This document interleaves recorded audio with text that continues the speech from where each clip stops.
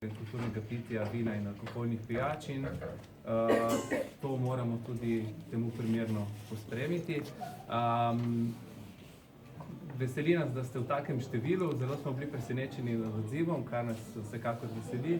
Ena zahvala tudi vinarjem. Danes imamo precej nabora, ki je tudi mednaroden in tudi začeli bomo zelo didaktično, predtem bi pa predal besedo predsedniku društva, gospodu Ivanu Peršoldi, da še on nas predstavi. Dober večer vsem, torej v imenu vseh članov Društva Sommelier Slovenije izkoriščam priložnost, da vam zaželim lep, prijeten in res poučen večer in seveda, ker je priložnost, tudi da vam zaželim prijetne praznike in res uspešno, zdravo, srečno prihodnje leto, ki je prav gotovo že s tem začetkom polno izzivov. Torej, prijeten večer v imenu vseh. Hvala.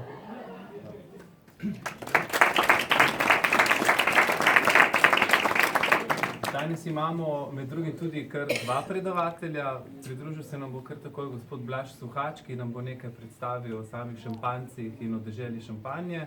Takoj zatem pa bomo poslušali tudi kako besedo ne samo od naših vinarjev ali pa predstavnikov vinarjev, ampak tudi od gospe Mire Šemič. Smo zelo počaščeni, da je danes tukaj z nami. Dober večer vsem. Jaz kasneje. Nenazadnje Mira je tudi ne samo od vsega začetka v našem društvu, ampak tudi prva wine academiker v naši regiji. Tako da je izjemna čast, da jo lahko danes tudi imamo med nami. Hvala. Vse skupaj Blaž, zdaj pa bi pač kar povabil, pa predajamo besedo. Upam, da bomo danes uživali in želim vam en prijeten večer. Oprostite, jaz bom samo malo skočila noter. To je samo začetek dobre hrane in vrhunskega vina. Zato pauze bojo po 2-3 vinih, pa bo nova jed prišla, pa bomo šli naprej, tako da naredite si prostor, ker bo velik dobrot. Hvala.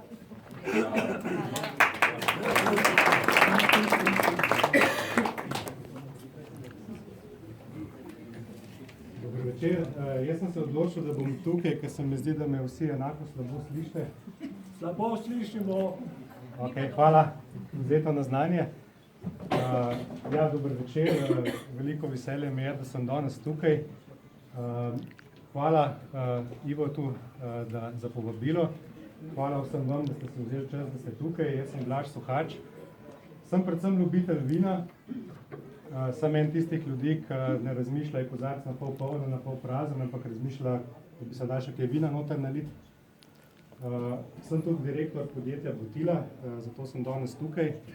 Botilo smo ustanovili prijatelji, ljubitelji vin 2 leti nazaj. In sicer z namenom, da bi to našo sicer že bogato ponudbo vin v Sloveniji še malo dodatno obogatili, in sicer z vini, ki prihajajo, jaz temu pravim, iz teh klasičnih območij, kot je na primer tudi šampanja. Zato, ker smo ugotovili, da se pri nas dobijo ta vina, ampak ali so to res tiste najbolj znane, najbolj velike blagovne znamke. Vina so temu primerno kvalitetna, vrhunska, ampak so tudi temu primerno cenovno visoko postavljena in se jih težko privoščimo.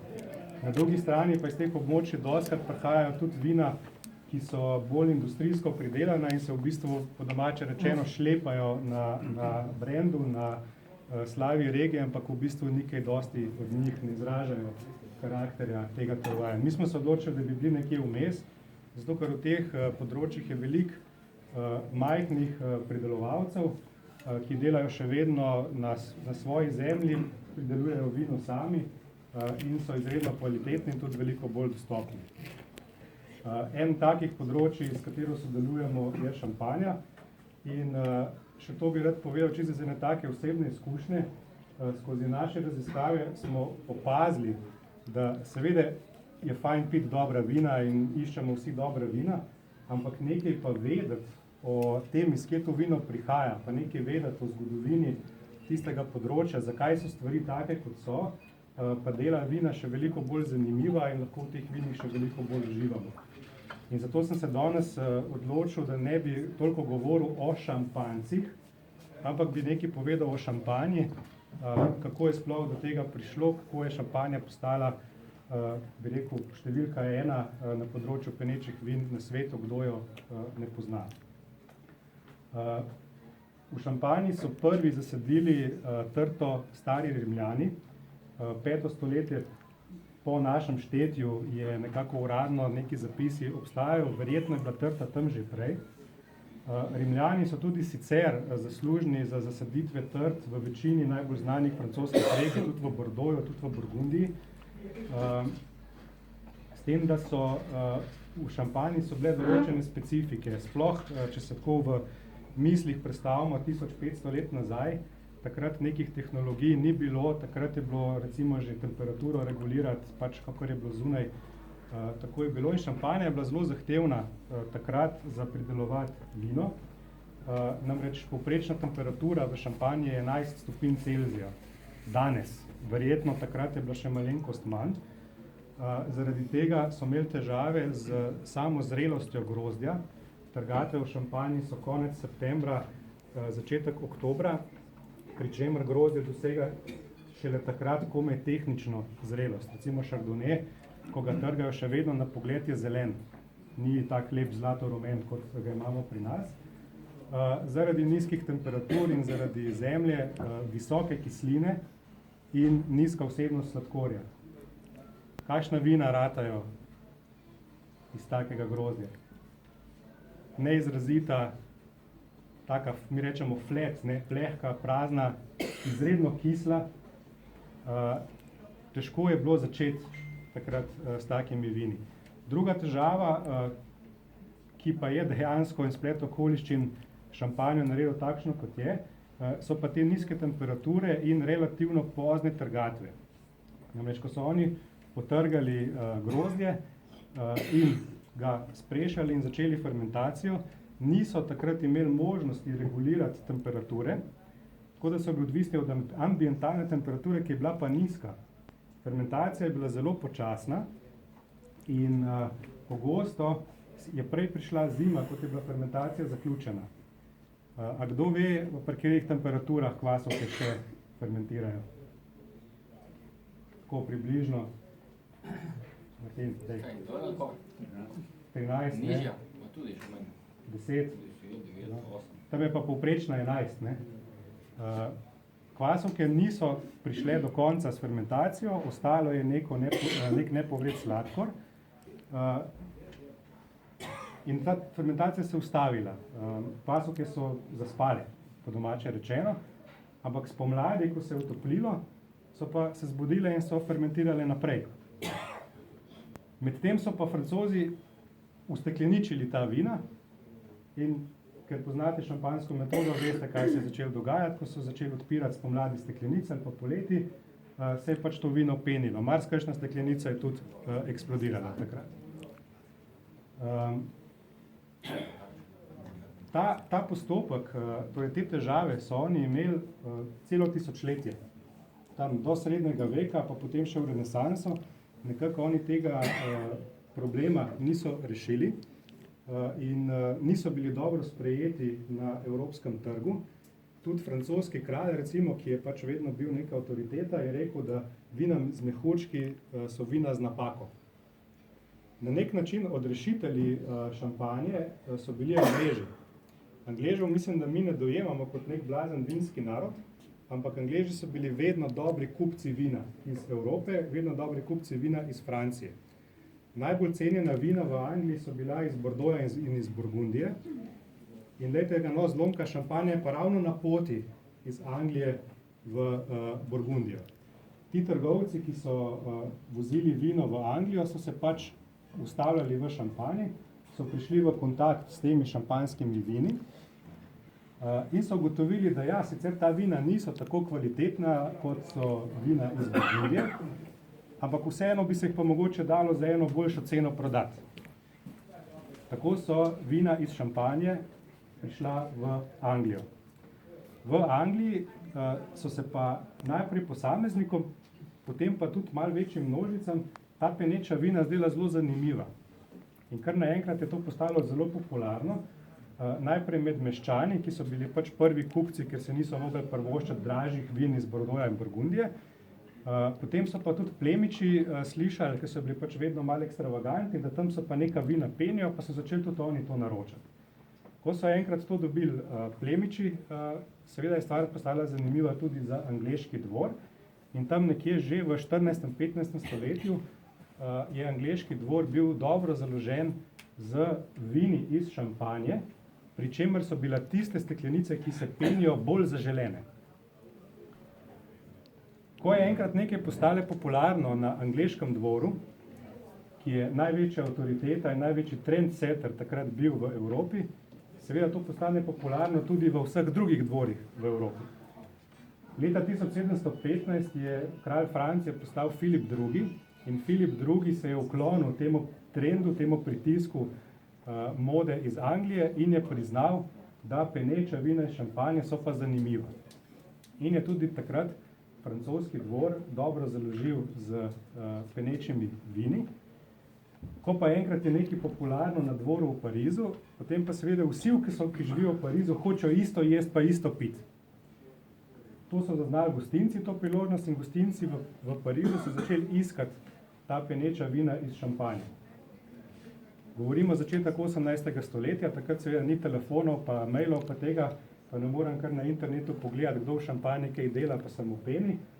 Prvi, ki ga bom vprašal, je trgovec, s katerim sem v kontaktu.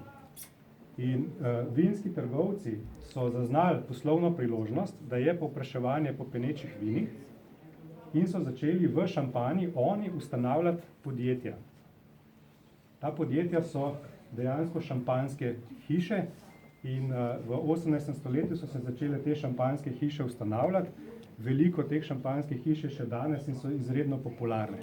Tako recimo klet Moët & Chandon, verjetno najbolj poznana, je bila ustanovljena kot eno tako podjetje v 18. stoletju, pa Louis Roederer, kasneje Salon, Veuve Clicquot, skoraj da ni blagovne znamke, ki ne bi bila bolj prestižna, pa ne bi mi poznali, ki ne bi bila v tistem obdobju, torej 18. 19. stoletje, ustanovljena.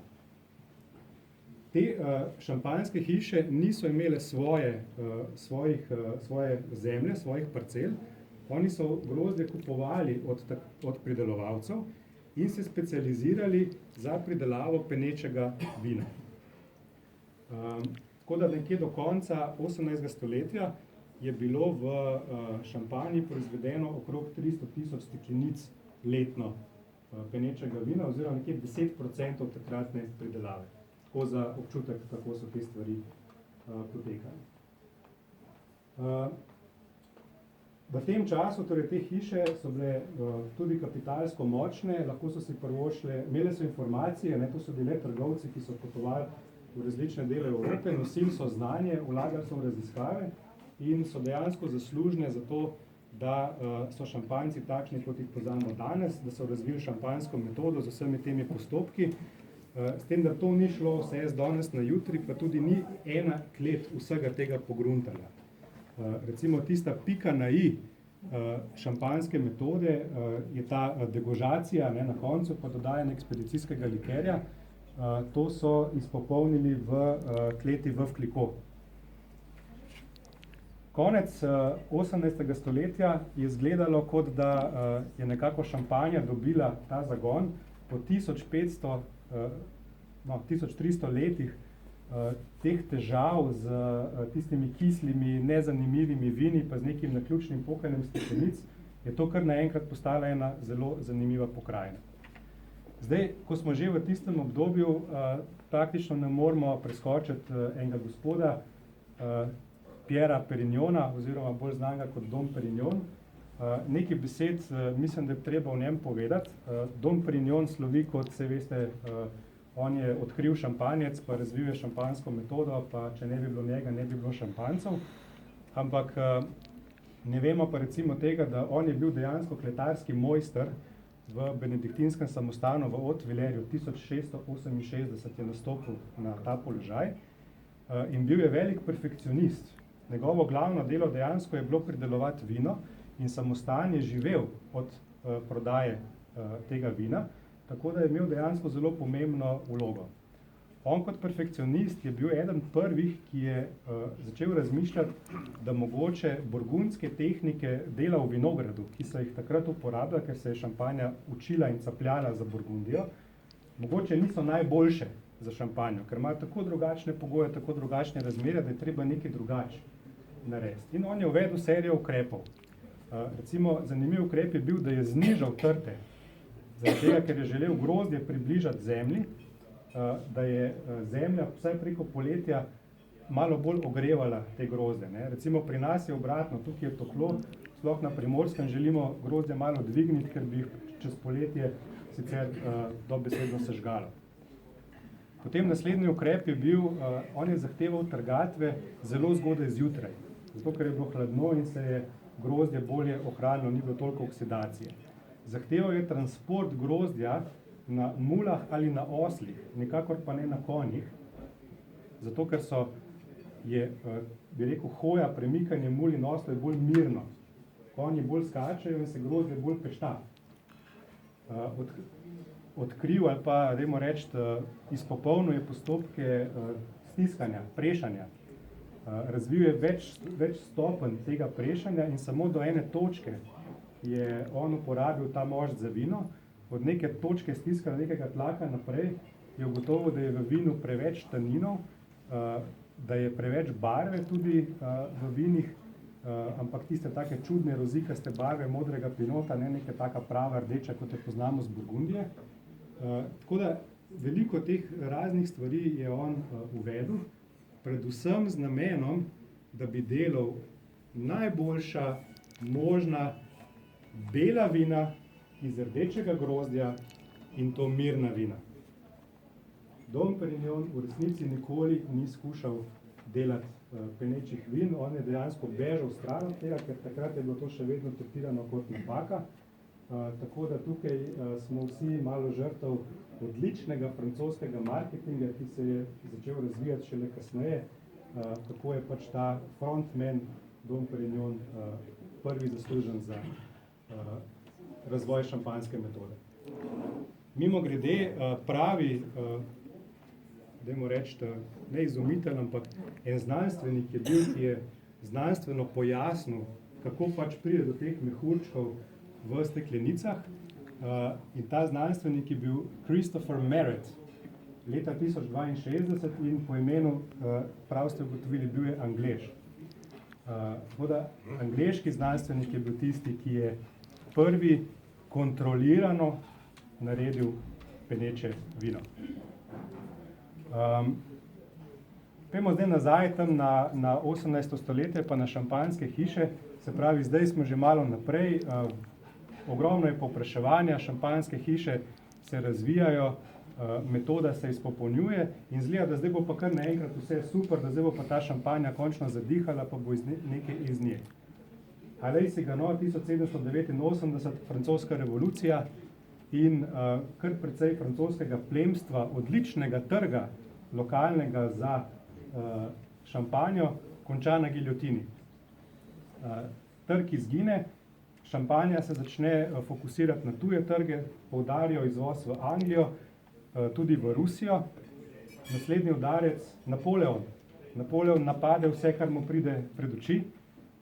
Evropa se na to odzove, to je bilo začetek 19. stoletja, Evropa se na to odzove z blokadami, iz Francije se praktično ne da nič več izvoziti, pa nič več pripeljati noter.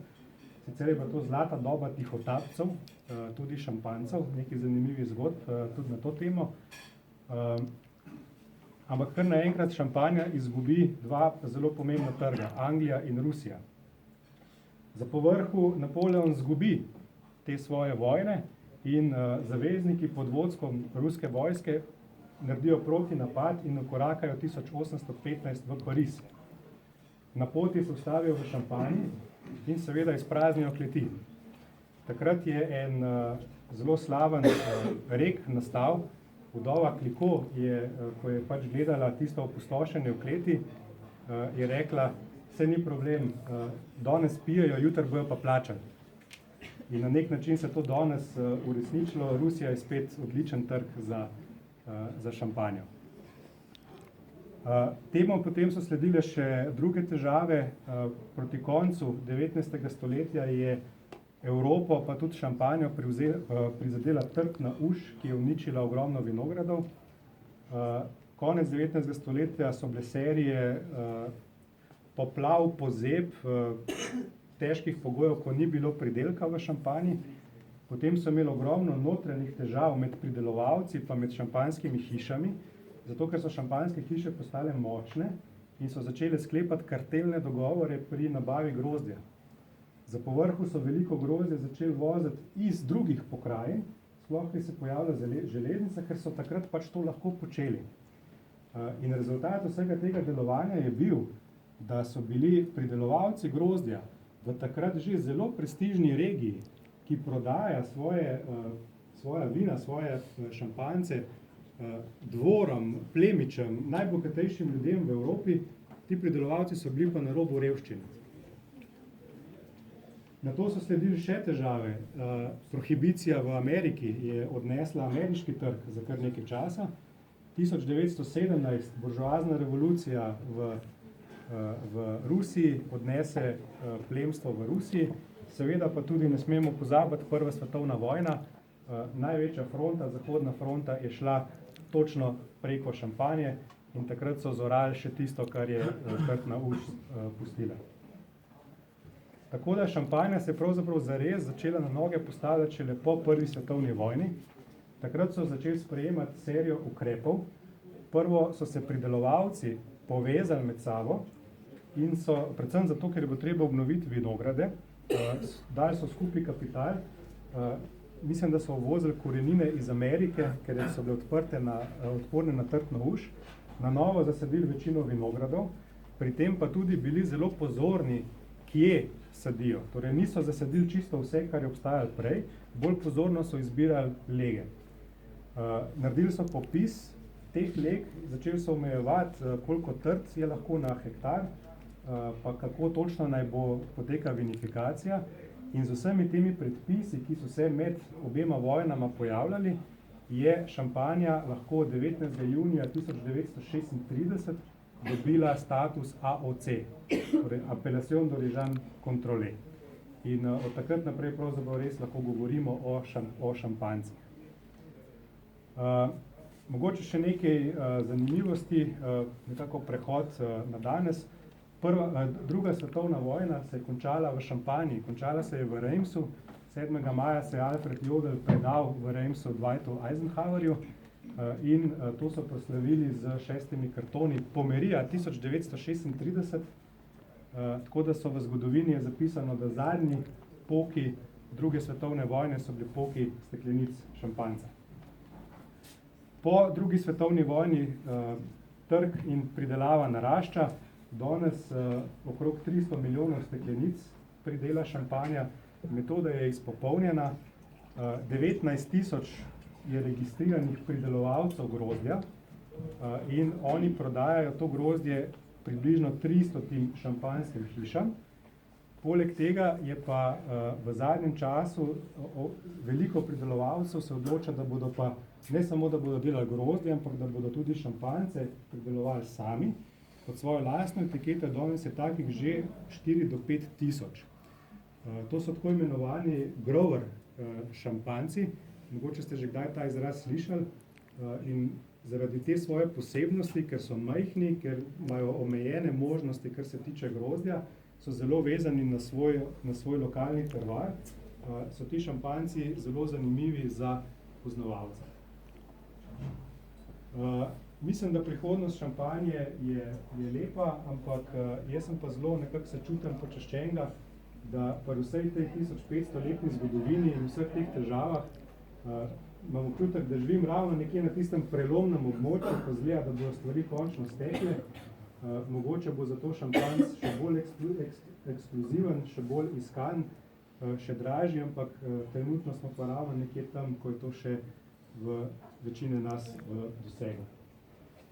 Toliko nekako sem se jaz zamislil o tem, upam, da ste dobili kakšne informacije, s katerimi vam bo pitje šampanjcev, pa tudi drugih plemičjih vin bolj zanimivo in hvala lepa za pozornost.